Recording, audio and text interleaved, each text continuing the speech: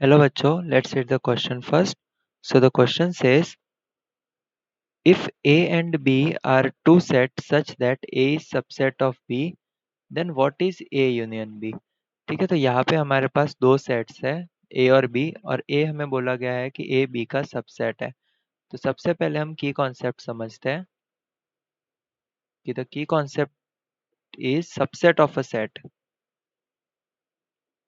Subset of set, जैसे कि हम एक एग्जांपल लेके समझेंगे कि जैसे हमारे पास A है 1 2 3 और B है हमारे पास 1 2।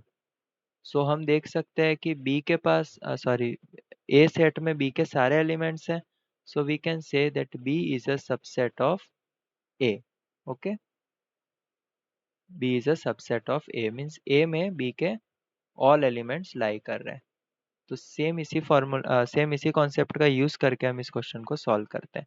सो हमें बोला गया है कि हमारे पास दो सेट्स हैं। We have set A and B such that A is subset of B। इसका क्या मतलब है कि B contains all the element of A।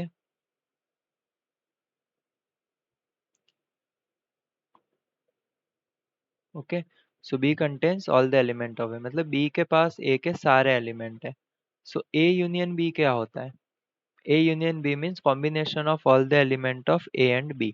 सो अभी हमने देखा कि A जो है वो B का सबसेट है। सो ऑब्वियसली इसमें B के सारे एलिमेंट हो गए। So A union B will be our set B।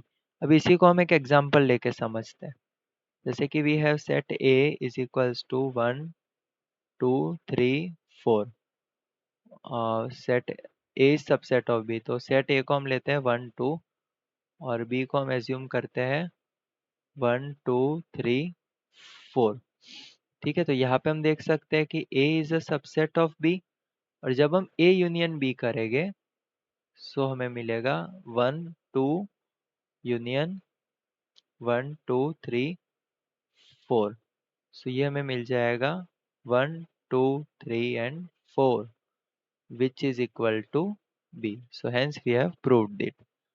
ठीक है, सो हमारा फाइनल आंसर होगा कि A union B, A union B is equals to B। कब? If A is a subset of B। So this is our final answer. Okay.